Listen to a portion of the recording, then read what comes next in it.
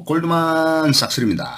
오늘은 고구려의 8대 신대왕, 그 다음에 이제 11대 동천왕, 그 다음에 16대 고국원왕에 대해서 알아보겠습니다. 고구려의 8대 신대왕은 서기 89년에서 179년까지 90살에 사망한 걸로 되어 있습니다. 되게 오래 살았죠. 90살에 사망했으니까. 제위는 165년부터 179년까지 76살에 즉위를 해서 14년간 통치한 걸로 되어 있습니다. 76살에 왕이 됐으니까 뭐 아주 늦은 나이에 완전히 할아버지가 왕이 돼서 뭐 한 14년간 통치를 하다가 90살에 죽은 걸로 되어 있습니다. 서기 165년에 76살이 되었을 때 고구려의 초대 국상인 명림답부가 그 이전의 왕인 7대 왕인 차대왕을 살해를 하고 차대왕을 살해를 하고 이제 이 사람을 이제 옹립을 합니다. 명림답부가 옹립을 한 게 신대왕이 되겠습니다. 이때 이제 차대왕이 이제 폭정을 이제 말년에 많이 하죠. 이 차대왕이 이제 그 7대 왕인데 폭정을 많이 하죠. 그래서 이제 차대왕의 폭정을 피해서 시골에 숨어 살던 이 그 신대왕을 왕으로 추대를 하게 되어 있습니다. 그는 고구려의 6대 왕인 태조대왕의 서자가 되겠습니다. 태조대왕은 고구려의 6대 왕인 태조대왕은 서기 47년부터 165년까지 118살에 사망한 걸로 되어 있습니다. 태조대왕은 엄청 오래 살았죠. 118살까지 살았으니까.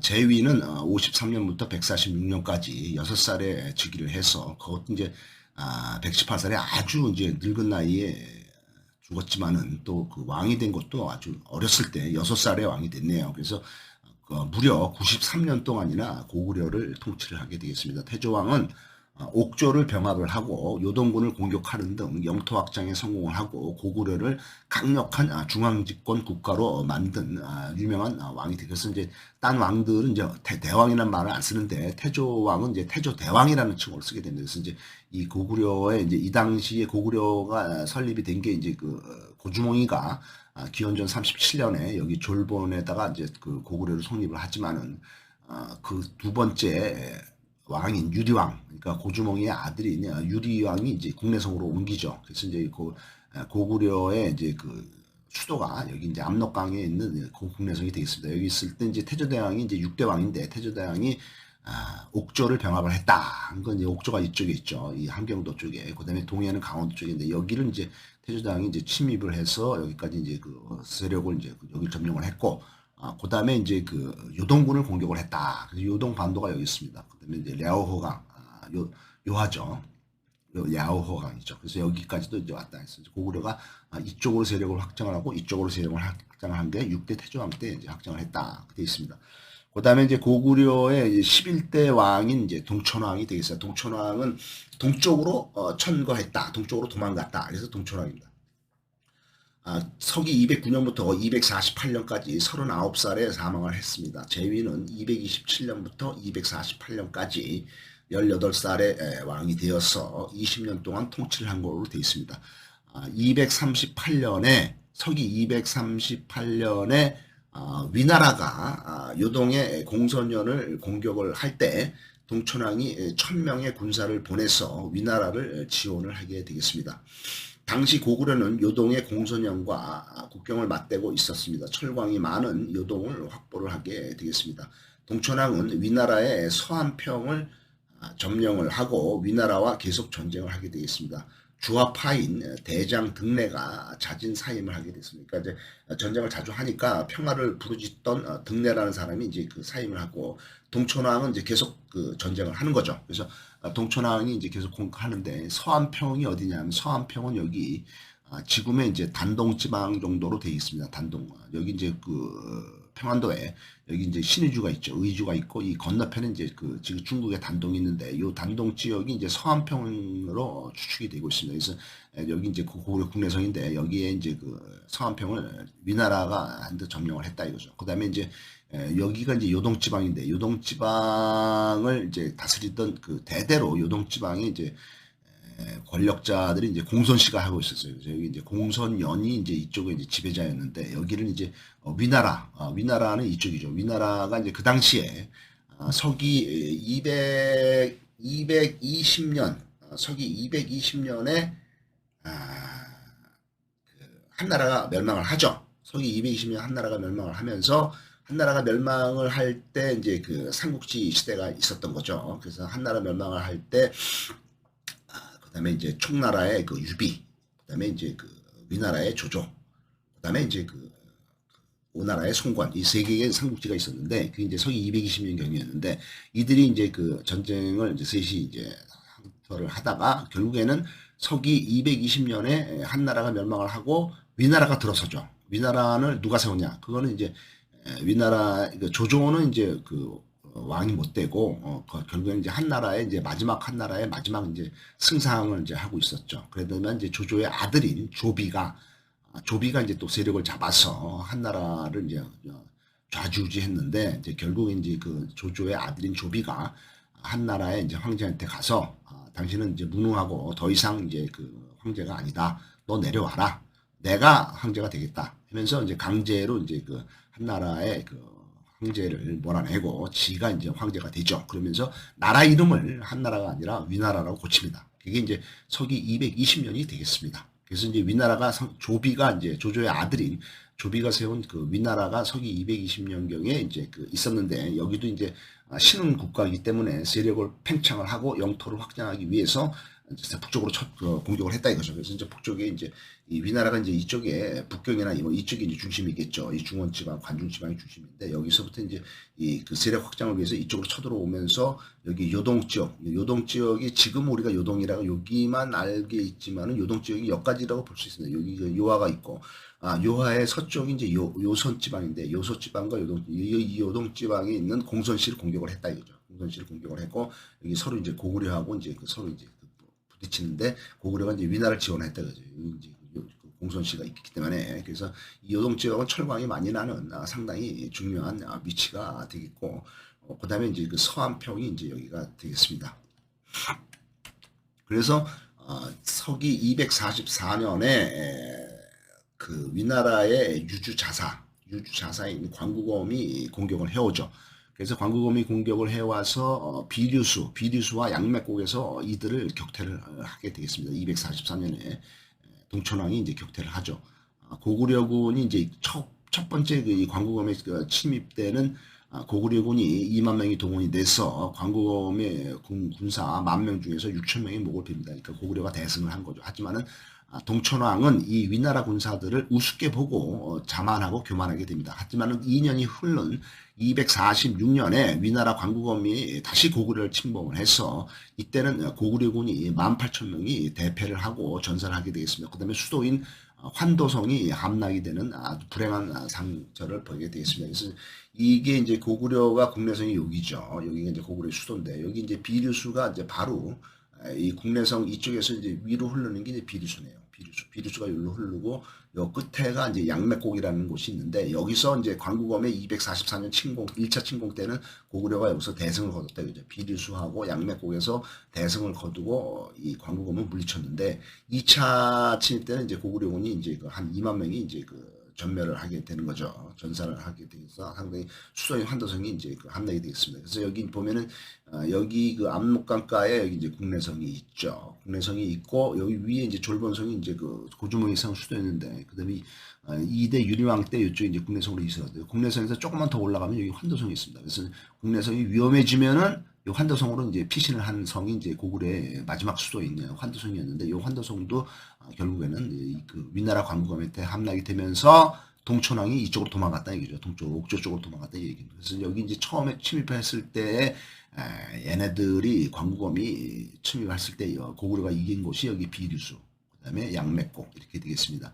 그래서 이제 광구검이 이제 이쪽에 요동성 여기 이제 그 요하가 흐르고 여기 이제 요동성이 있고 여기 이제 현도성이 있죠 위에. 그래서 이쪽에서부터 이제 얘네들이 치고 들어온 거죠. 이쪽으로 치고 들어온 거서 결국에는 1차, 2차를 거치면서 이제 동천왕이 이쪽으로 도망을 가서 이쪽으로 이제 그 옥조 쪽으로 도망을 갔는데 여기 와서 이제 상당히 위험했는데 이제 그 동천왕의 부하인 밀류하고 유유라는 사람들이 활약을 해서 동천왕이 목숨을 살리고 이 광구검의 군대를 좀 멀리하게 되죠. 여기 황천영이라고 돼 있네요. 여기서부터 다시 이제 또 도망을 간 거죠. 그 동천영 이쪽으로 도망을 갔다가 나중에 회복해서 다시 돌아왔다 이렇게 돼 있습니다. 동천왕의 철기군 5천 명이 광구검행 때 패배를 하고 동천왕은 겨우 1,000명의 기병을 데리고 압록원으로 도주를 하게 되겠습니다. 동천왕은 남옥조로 도망을 가게 됐습니다. 유유와 밀류의 활약으로 위나라의 군대를 낭랑으로 몰아내게 되겠습니다. 247년, 그러니까 그 1년 후에 다시 수도로 돌아와서 동천왕은 다시 돌아왔지만은 여기 좀 자리가 안 좋다 해서 이제 수도를 평양으로 옮기게 되겠습니다. 그래서 여기서 이제 도망갔다가 1년에 돌아왔다 여기 국내성으로 돌아왔지만은 안 되겠다 싶어서 이제 수도를 이제 평양으로 옮기게 된 것이 동천왕의 얘기됐습니다. 그다음에 고구려의 16번째 왕인 고국원왕이라고 있는데 고국원왕은 제위가 331년부터 371년까지 40년 동안 통치를 하게 되겠습니다. 미천왕의 아들이고 백제 전형과의 전쟁으로 괴롭게 삽니다. 그러니까 40년 동안 제위를 했지만은 계속 전쟁만 했다 이거죠. 그래서 서기 339년에 중국은 516국 시대로 접어들면서 대혼란기가 오죠. 그러니까 중국이 그 통일 국가가 아니고 전국이 수많은 국가들로 쪼개져서 서로 전쟁을 하는 국가가 되겠습니다. 혼란기가 되겠습니다. 이게 516국 시대가 이제 한 200년, 300년 진행이 되는데 이게 이제 서기 339년에 56국 시대로 접어들었다 이렇게 돼 있습니다. 그러니까 한 나라가 멸망한 게 서기 220년, 그 다음에 이제 그 윗나라가 들어서서 뭐한 들어섰다가 그다음에 이제 이제 서진, 동진 들어선 게 이제 거의 이제 한 300년 경부터 시작이 220년부터 해서 300년까지 이제 그런 서진, 동진, 뭐 윗나라 뭐 이런 시대를 거치게 되죠. 300년 초부터는 이제 중국이 다시 이제 혼란기를 접어들어가지고 516국 시대가 됩니다. 중국이 이제 사방으로 나눠져서 서로 이제 전쟁을 하죠.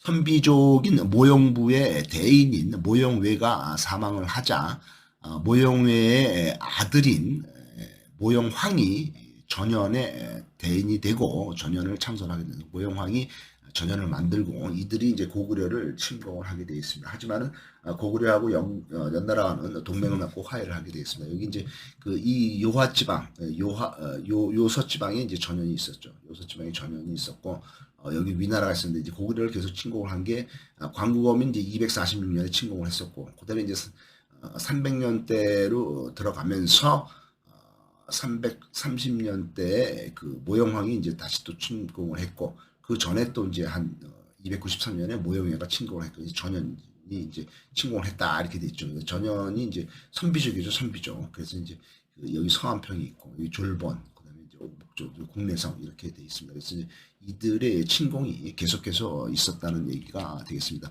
342년에 여기 전현이죠. 전현의 근거는 여기 이제 전현이라는 나라는 여기 요동반도와 산동반도, 그다음에 이쪽에 산동성, 그다음에 이쪽에 이제 여기 이제 요동성이 되겠죠. 그다음에 이제 여기 이제 북쪽에 여기 이제 북경하고 텐진이 있는 데가 허베이성, 허베이성. 그러니까 요동성, 허베이성, 그다음에 여기 산동성, 그다음에 허베이성 밑에 허난성, 그다음에 이제 이쪽에 이제 산시성. 요쪽을 이제 거의 지배를 했던 곳이 전현이 되겠습니다. 그러니까 여기 지금의 북경과 텐진 이쪽이 다 포함이 되어 있고, 그다음에 지금의 이제 산동성의 주도인 제남, 진암 여기까지도 돼 있고, 그다음에 이제 요동반도의 지금 주도인 선양, 봉천 여기까지도 돼 있고, 그래서 이제 이쪽을 이제 전현이라는 나라 선비족인 모용황이 이제 지배를 하던 것이죠. 그다음에 이제 전현이 이쪽에 이제 동진이 있죠. 동진은 한나라가 멸망하면서 위나라가 섰죠. 조조의 조비가 위나라 섰죠. 그 조비도 결국에는 부하인 사마씨에 의해서 이제 진나라가 다시 만들어지죠. 서진이라고 하는데 그 서진이 다시 또 이제 분리가 되면서 동진이 되고 이제 서진은 멸망하고 동진이 된 거죠. 그래서 여기는 이제 사마씨의 나라입니다. 사마씨. 그러니까 조조의 부하였던 사마씨들이 세운 동진이 되겠습니다. 여기 이제 이 동진이 이제 양쯔강이라면 여기가 양쯔강이죠. 양쯔강이라면 다 다스린 거죠. 그래서 이 동진이 이제 엄청 큰 나라인데 사마씨의 나라가 여기에 이제 장수성 그 산동성 밑에가 장수성이죠. 장수성의 맨 끝에가 이제 상하이죠. 상하이가 여기 있고, 여기 이제 항주가 있죠. 장수성과 절강성, 그다음에 이제 그 복강성, 그다음에 이제 여기 이제 건강이라는 그 있고, 난징인가 뭐 이렇게 돼 있죠. 그다음에 이제 여기에 이제 그 이제 뭐 스촨성, 뭐 그다음에 이쪽이 다 이제 그 동진이 이제 지금 성도는 여기 이제 스촨성의 성도가 되겠습니다. 그다음에 이제 한중이 여기 있죠. 그다음에 장안이 있고 낙양이 있고. 이 장안하고 낙양은 이제 허난성에 이제 속해 있는 거고, 장안은 이제 그 산치성에 속해 있는 거죠. 그다음에 이제 평양이 여기 있죠. 그다음에 이제 그 이쪽에 이제 이게 이제 그 황하강이죠. 황하강이 이렇게 흐르고, 이게 업이라는 도시가 있고, 그다음에 이제 그 양쯔강이 이렇게 흘러서 강릉을 거쳐서 한중지방을 거쳐서 양쪽에 흐르게 돼 있습니다. 그래서 이 당시에 세력 분포를 볼 것 같으면은 여기 전현이 있었고 동진이 있었고, 그다음에 이제 여기에 이제 전진이 있죠. 전진은 이제 흉노족이 세운 나라입니다. 여기 이제 선비족이 세운 나라가 연나라고 모용씨. 그다음에 이제 흉노족이 세운 나라가 이제 전진이 되겠습니다. 제일 중심가를 차지하고 있는 거죠. 여기 관중지방이고 중원지방이니까. 그다음에 이쪽에는 이제 전량이라고 또 있습니다. 여기 이제 그 간수성, 약간 변방 외곽이죠. 이쪽이 돼 있습니다. 그래서 어떻든 이 342년에 이 전년에 모용시 선비족이 침공을 해서 고구려의 환도성이 함락이 됩니다. 그러니까 이제 고구려가 이제 상당히 이제 밀려난 거죠. 수도까지 함락이 되니까. 그다음에 343년에 이제 전현에다가 신하의 예를 갖추게 됐습니다. 370년 전현이 전진에게 멸망을 하게 되겠습니다. 전진이 더 강해서 전현이 멸망을 하게 돼서 371년에 전현이 멸망을 하니까 백제의 근처 공황이